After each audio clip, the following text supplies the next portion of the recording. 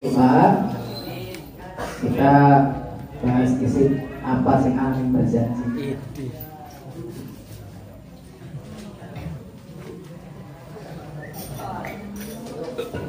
Jadi pertama-tama ketika membahas Kanjeng Nabi, itu membahas tentang kelahiran Kanjeng Nabi. Karena salah satu nikmat yang paling besar yang diterima dari manusia adalah nikmat lahir Kanjeng Nabi. Karena apa?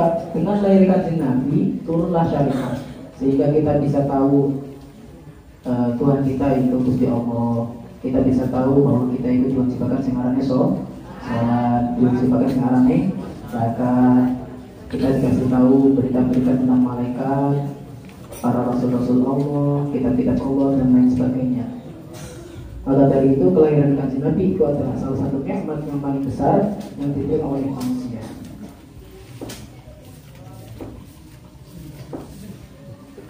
Kalau berjanji dibuka halaman 38. Jadi menceritakan tentang peristiwa-peristiwa atau hal-hal yang terjadi sebelum lahir Kanjeng Nabi. Sebelum itu kita bahas di sini Aqdirillahumma qabrul karim bi'arfin syadid min salati wa taslim. Artinya itu apa sih? Artinya Aqdir, kalau tadi dimaknani ya, Aqdir mugi-mugi wangi akan panjenengan Allahumma ya Allah qabrul ing kuburan Kanjeng Nabi al-karimah kang mulia bi'arfin kelawan mambu syadid kang semerbak min sholatin saking bacaan sholawat wa taslimin dan bacaan salam. Jadi ketika kita membaca Alhamdulillah nomor kali itu, kita mendoakan mugi-mugi kuburan Kanjeng Nabi itu menjadi lebih semerbak, lebih wangi berkat dengan apa? Dengan bacaan sholawat dan bacaan salam kita Kanjeng Nabi. Walamma aradallahu ta'ala ibraza haqiqatil Muhammadiyah wa idharahu jisman wa ruhan bi suratihi wa ma'na. Naqalahu ila maqarrihi min sadaqati ahli al-zawiyah wa khassaha al-qarib al-mujib bi an takuna umman lil mustafa. Pada saat Gusti Allah ingin menyatakan, ingin mewujudkan Kanjeng Nabi. Kenapa kok mewujudkan? Karena sebelum Kanjeng Nabi dilahirkan, sebelum Kanjeng Nabi diwujudkan, itu Kanjeng Nabi sudah diciptakan dalam bentuk nur dari Gusti Allah. Bahkan dikatakan segala apa yang ada di alam semesta ini, kalau tidak ada Kanjeng Nabi maka tidak akan tercipta. Ada salah satu hadis qudsi yang mengatakan laulaka ma khalaqtul aflaq. Allah mengatakan bahwa kalau semisal tidak ada Kanjeng Nabi, maka saya jadi Gusti Allah tidak akan menciptakan alam semesta. Jadi Kanjeng Nabi adalah makhluk yang paling pertama yang diciptakan di Gusti Allah. Tapi sebelum dinyatakan, sebelum dilahirkan, sebelum didohirkan dengan bentuk manusia, itu sudah diciptakan dalam bentuk nur atau bentuk cahaya. Dan ketika Gusti Allah pengen mewujudkan Kanjeng Nabi, walamma aradallahu ta'ala ibraza haqiqatil Muhammadiyah, ingin mewujudkan hakikat Kanjeng Nabi yang mulia. Wa idharu jisma wa ruhan bi surati wa ma'na, dan Gusti Allah ketika Gusti Allah itu ingin menyatakan Kanjeng Nabi secara jasad dan secara ruh, maka naqalahu ila maqarrihi min sadaqati ahli al-zawiyah. Gusti Allah memindahkan nur Kanjeng Nabi sing maune ada di Sayyid Abdullah dipindahkan kepada rahimnya Sayyidah Aminah. Wa khassaha qaribul mujib bi an takuna ummul mustafa. Gusti Allah mengkhususkan Sayyidah Aminah itu sebagai wadah yang mengandung nur Kanjeng Nabi. Dan ketika Sayyidah Aminah tadi mengandung, wa nudiya bis samawati wal ardi bihamdiha li anwarihi dzatiyah. Di seluruh langit dan bumi itu dikumandangkan, diberitakan bahwa Kanjeng Nabi yang paling mulia di dunia ini, yaitu Kanjeng Nabi Muhammad, telah dikandung oleh Sayyidah Aminah. Dan banyak sekali kejadian-kejadian yang terjadi sebelum lahir Kanjeng Nabi. Salah satunya, wasoba kullu syubbin yuhudi nasi musoba. Yang tadinya itu di Arab itu gersang, yang tadinya kering. Terus kemudian ketika kok turunnya Kanjeng Nabi, ketika nur Kanjeng Nabi sudah dipindahkan ke Sayyidah Aminah, soba kullu syubbin yuhudi nasi musoba. Jadi banyak angin-angin sepoi-sepoi, sing mau dikesak jadi kesek seger, jadi sejuk dan lain sebagainya. Waktu siajil ardu ba'da turi dan bihan dan nabati khulalan sudusiyah, dan tanah tanah Arab sing mawane gersang, sing mawane kering, iku kusiyatil ardu ba'da tulidnya. Setelah dalam jangka waktu yang panjang, setelah kekeringan yang panjang, kemudian tanah yang ada di situ disuburkan dengan Gusti Allah. Dijadikan ditumbuhkan banyak tanaman-tanaman sing sampai di sini diibaratkan seperti sutra. Jadi semua gersang, kering, jadi seakan-akan jadi kayak tumbuh tanaman-tanaman saking lembutnya, saking akeh sampai seperti itu. Wa aina atit timaru adna syadarul jannah. Dan tadinya pohon-pohon sing mawane kering, kemudian pohon-pohon tadi jadi berbuah. Wa aina atit timaru wa adna syadarul jannah. Saking kepenake ngemet buah kue, jadi seakan-akan di sini diibaratkan wa adna syadarul jannah. Pohon-pohonnya itu seakan-akan mendekati maring wong sing metik, saking kepenake, saking akeh buah-buahan sing tumbuh pada saat waktu Kanjeng Nabi dikandung oleh Siti Aminah.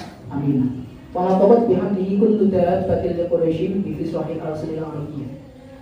Dikatakan hewan-hewan peliharaan para orang-orang Quraisy itu sampai para hewan-hewan itu ngobrol, bergosip tentang bahwa lahirnya Kanjeng Nabi. Di sini malah dikatakan di fiswahil al-sunnah al-arabiyyah. Mereka kewan-kewan dengan mukjizat Kanjeng Nabi, mereka itu kewan-kewan pada ngobrol tentang kelahiran Kanjeng Nabi dengan menggunakan bahasa Arab sing fasih. Barusannya Masya Allah. Bahkan Rabil Asiratu wal Asnamu ala wujud wal afwah. Nah, karena panlahirnya Kanjeng Nabi, Rabil Asiratu. Jadi banyak sekali singgah-sana yang ngomong kafir, patung-patung ngomong kafir itu pada roboh, jadi mukjizat Kanjeng Nabi. Pada basyara buhushul masyariqi wal magharibi wa dawabuhal bahriyah. Dan kemudian di seluruh makhluk-makhluk yang ada di bagian bumi bagian timur, bumi bagian barat itu sama-sama memberitakan bahwa tentang akan lahirkan Kanjeng Nabi. Wahtasatil awalimu minas sururi ka'sahmayah. Dan orang-orang alim, para pendeta-pendeta yang alim yang sudah mengetahui bahwa akan lahir Kanjeng Nabi di masa Arab, itu mereka bunga. Wa busyiril jinnu bi idlali zamanihi wa tuhikatil kahanatu wa hibatul rubaniyah. Dan para jin itu mengobrolkan tentang masa yang akan datang, tentang kelahiran Kanjeng Nabi. Wa tuhikatil kahanatu wa hibatul rubaniyah. Dan para pendeta, para dukun-dukun kemudian kayak dukun zaman saiki. Zaman saya kita masih zaman dahulu dikatakan bahwa dukun-dukun sebelum zaman Kanjeng Nabi itu kalau sakti benar-benar sakti. Jadi kalau semisal ada orang sebelum zaman Kanjeng Nabi lahir ya, kalau semisal ada orang kok tanya kepada dukun, itu hampir dipastikan 100% akurat. Karena apa? Dukun-dukun pada zaman dahulu sebelum lahir Kanjeng Nabi, jin-jin itu langit-langit masih terbuka. Jadi jin-jin iku sing ditugasi dukun kuwe ketika kok ana wong cakon, jadi jin kuwe ngintip maring sing arane Lauhul Mahfuz. Dimanjan mana-mana langit, terus kemudian ngintip Lauhul Mahfuz. Lauhul Mahfuz itu apa? Suatu apa ya? Digambarkan sebagai kayak buku ya, tapi sebenarnya buku. Jadi di situ dituliskan takdir-takdir kejadian-kejadian yang akan terjadi dari mulai awal penciptaan alam sampai hari kiamat. Nah, jadi ketika dukun-dukun zaman dahulu itu ditanya dengan wong, jadi mereka itu ngomong jin, terus kemudian jinnya ngintip maring Lauhul Mahfuz. Tapi tidak pada saat lahir Kanjeng Nabi. Pada saat Kanjeng Nabi lahir, langit-langit sing mau laka perisai, jadi perisai full. Jadi ketika ada jin-jin simpan manjat, langsung seakan-akan ditombak, jadi diserang. Makanya dukun-dukun zaman saiki wis ora bisa dipercaya. Mungkin anak sing beberapa sebenarnya, tapi kebanyakan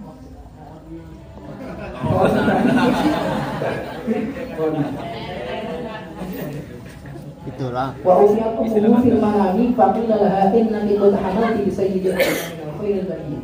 Terus kemudian ibu Kanjeng Nabi sing namanya sinten? Siti Aminah.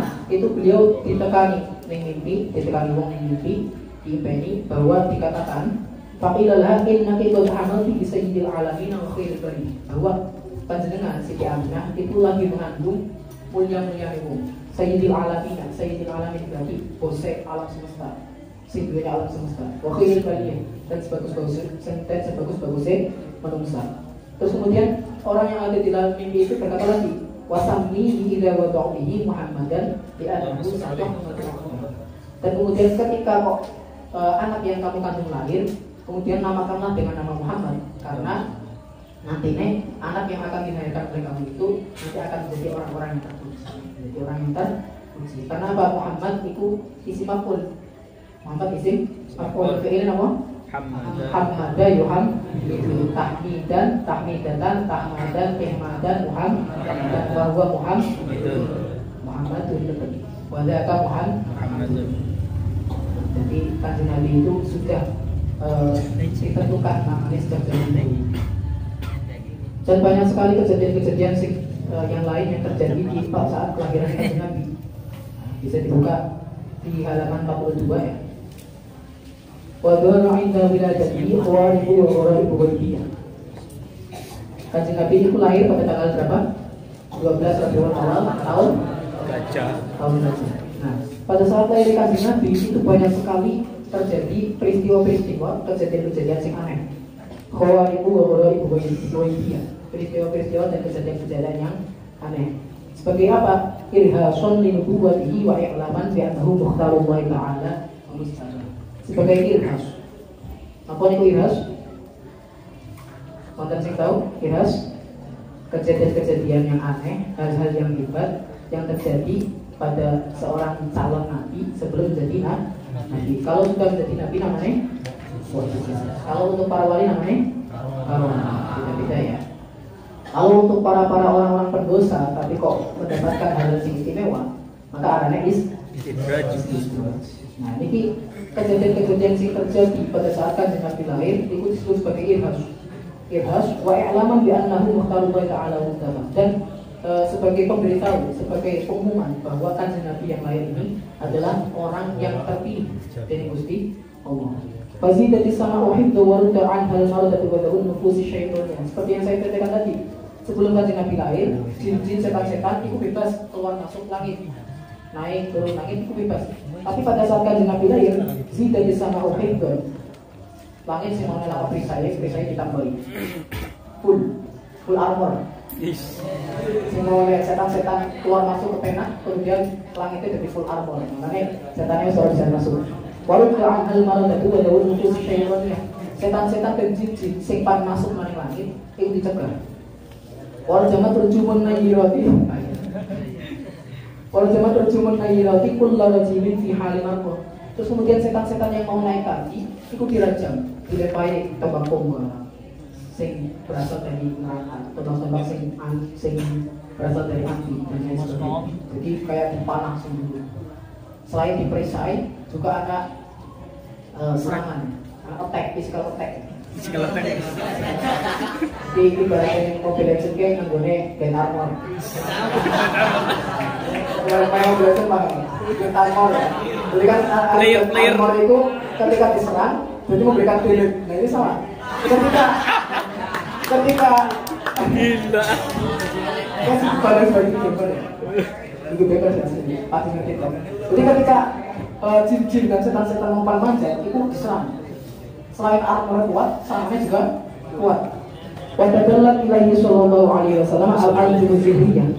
Dan bintang-bintang, bulan-bulan sudah berjalan itu menjadi aneh.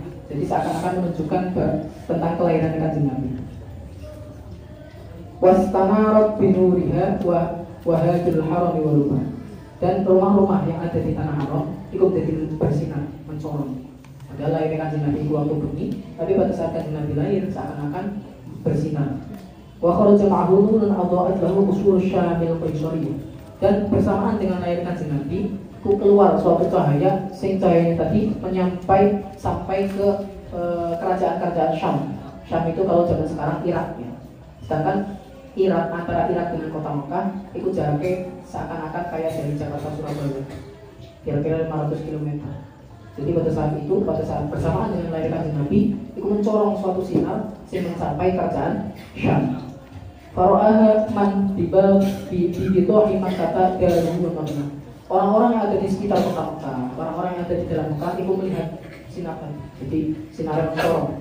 Yang masing oleh bumi petang. Terus kemudian karena lahir kanjeng Nabi jadi mencorong, seakan-akan matahari sudah terbit. Wong soda'ati wa nubil madainil kisrawiyah. Raja-raja sing anane kerajaan Kisra. Kisra itu kisaran Persia ya. Nah itu mereka bingung kenapa kok terjadi seperti ini. Alladzi rafa'a syarwan sangkahu wa sawwa. Dan kerajaan-kerajaan yang ada di Kisra tadi roboh. Karena apa? Berkat dari lahirnya Kanjeng Nabi. Dan kerajaan-kerajaan tadi didirikan oleh wong sing aranane Anusyarwan ya, Anusyarwan ki Arabong. Wa sabatu arba'a asyarata min syurfatil uliyah, dan pilar-pilar, arti pilar. Oke. Tiang-tiang yang ada di kerajaan Kisra 14 tiang, 14 pilar yang ada di kerajaan Kisra tadi roboh. Masa itu arba asyaratan syurufatil uliyah. Padahal tiang-tiang tadi sangat tinggi, sangat megah. Kemudian pada saat lahir Kanjeng Nabi roboh. Waktu sirabul Kisra lihauli ma'asyatuhu. Saking hebatnya kejadian sing ana pada saat kelahiran Kanjeng Nabi, sampai-sampai kerajaan Kisra itu roboh, pecah. Wa humadatil niranul ma'budatu bil mamalikil farisiyah. Dan di kerajaan Persia, api-api yang ada di kerajaan Persia itu padam. Padahal maunya di kerajaan Persia itu ana api sing ora padam-padam, ora lelep api ini dikatakan sebagai api abadi. Sampai-sampai disembah. Saking hebatnya api ini sampai orang mati-mati, sampai semuanya sampai disembah. Nah, agama-agama menyembah api itu namanya apa? Majusi. Api-api yang ada di kerajaan Persia ini sampai mati, saking hebatnya kelahiran Kanjeng Nabi. Ditulur ibadil muniri wa isyraqil hayya. Alasannya apa? Karena mencorongnya sinar Kanjeng Nabi, berkat kelahiran Kanjeng Nabi, terus kemudian api yang mau kalah, terus kemudian mati. Wa qadat buhairatu sa'wata wa kanat baina habadana wa qumma min al-binatil ajamiyah. Dan kemudian danau sing arane danau sawah. Iku sing maune danau kering, kemudian nyumber, sumberannya nyumber. Wa kanat baina habadana wa qumma min al-binatil ajamiyah. Dan danau sawah ini, buhairah itu artinya danau ya. Qadat buhairah itu artinya danau. Danau sawah ini bukan sawah ya. Sawah anaknya emang sawah tak. Jadi berada di antara baina Hamadan wa qumma minal biladil ajamiyah. Di antara Hamadan, jadi anak satu daerah sekarangnya Hamad ya. Jadi ada dua Hamadan, terus di tengah-tengahnya ada danau yang anaknya danau sawah. Wa qumma minal biladil ajamiyah. Dan danau tadi itu ada di negara Ajam, artinya negara yang bukan Arab. Wajafat ila kaffa waqifu mawjihat tajjaji yang nabi uhadikan. Dan sumberan-sumberan kali-kali sing maune kanggo nginum belaka saking keringnya itu sampai nyumber. Kali-kali sering Arab sing maune kering sampai seakan-akan wong-wong iku sing pat minum sampai ora bisa minum. Berkat layan Kanjeng Nabi jadi nyumber, jadi akeh. Wa fardhu wadi sama wa tawahya mafazatun fi falatin wa bariyah. Nah, wadi samawa iku lembah sing arane samawa iku sing maune anak bayune jadi kering. Lam yakun biha qablu ma'un yang qa'um yudhum amillah. Sing yang mana di dalam lembah tadi itu tadinya sebelumnya itu tidak ada air, kering. Terus kemudian berkat lahiran Nabi jadi melimpah air. Wa kana maulidu sallallahu alaihi wasallam fil mawdil ma'rufi bil irasyil makkiyah. Dan kelahiran Kanjeng Nabi itu di kota Mekah, di tempat yang diketahui sebagai namanya Iros ya, bil maudil ma'rufi bil Irosil makkiyah.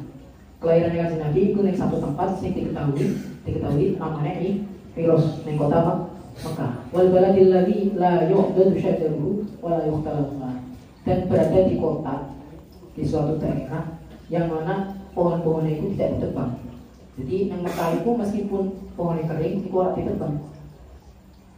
Wala yuhtalahulah. Dan pohon-pohon kecil, pohon-pohon pendek. Khula itu pohon-pohon sing ora duwe batang. Jadi kalau di sini cara kasarannya sukep lah, tapi bukan sukep. Jadi ada pohon-pohon sing dari sumbernya, bukan sumberan. Dari pusatnya itu emang banyak cabang. Kalau kalian pernah lihat ada di YouTube atau di Google itu ada pohon lavender. Tahu pohon lavender? Sopel. Ya, tahu sopel ya. Nah, kalau pohon lavender itu pohonnya jadi tidak ada batang. Kalau kayak pohon pelem, pohon nangka dan sebagainya, pacet dan sebagainya kan anak batangnya. Anak batang, anak cabang. Tapi kalau pula ini itu pohon sing ora jadi batang, ini cabang. Jadi bahkan rumput-rumput yang kecil, pohon-pohon yang kecil pun di situ tidak ditebang, tidak dikosongkan. Beda kalau di Indonesia, karena saking larangnya kayu di kana, bahkan dikatakan di kitab Mahalil, sing arane ranting itu pun bisa didol. Jadi anak yang Mekah itu anak wong untuk ranting pohon. Jadi wong tuku pohon itu ora satu pohon ya. Jadi bisa didol ranting tok. Saking berharganya kayu kan. Dijual terpisah. Karena seperti itu.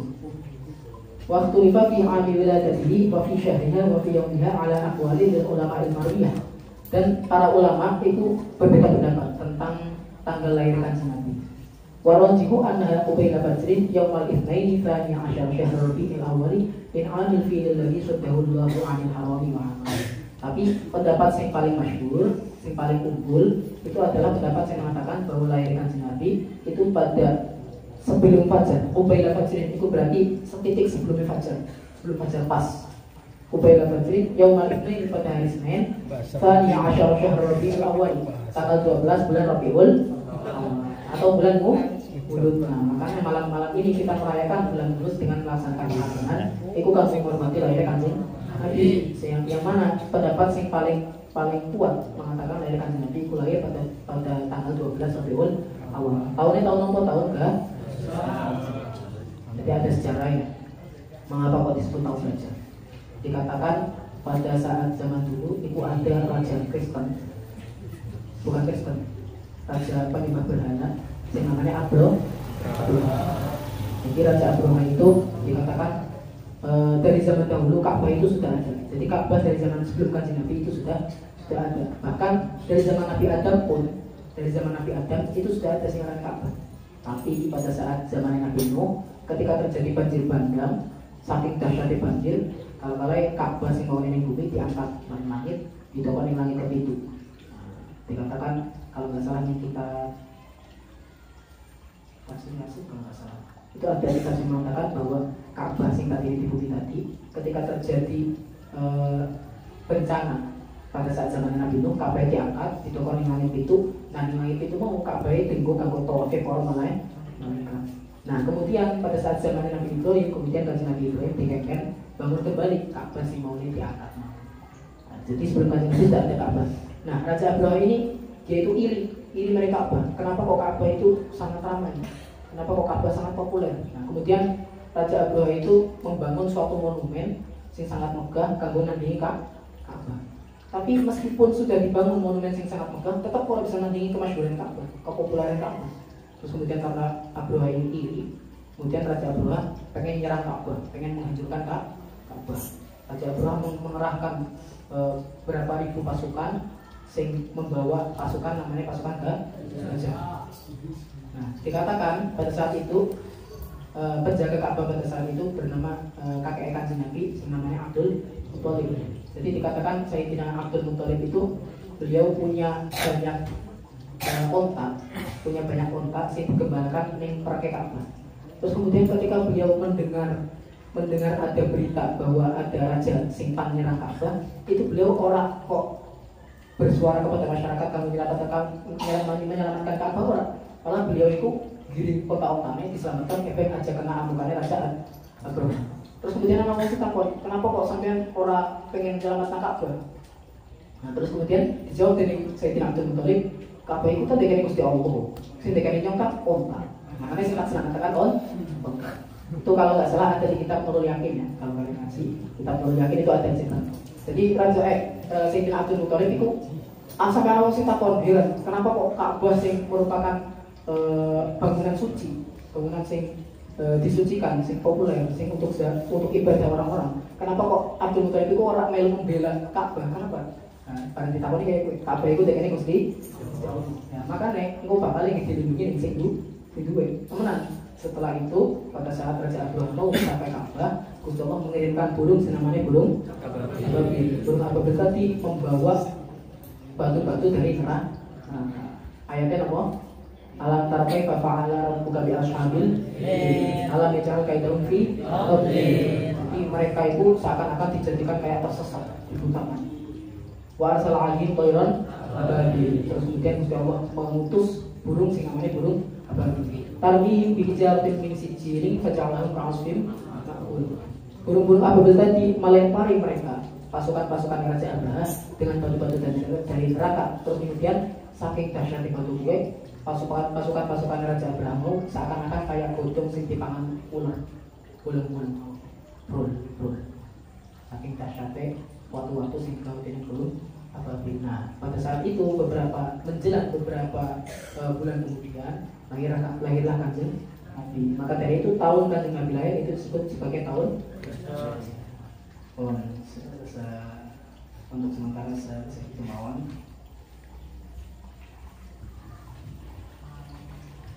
Kita tutup dengan doa bersama ya.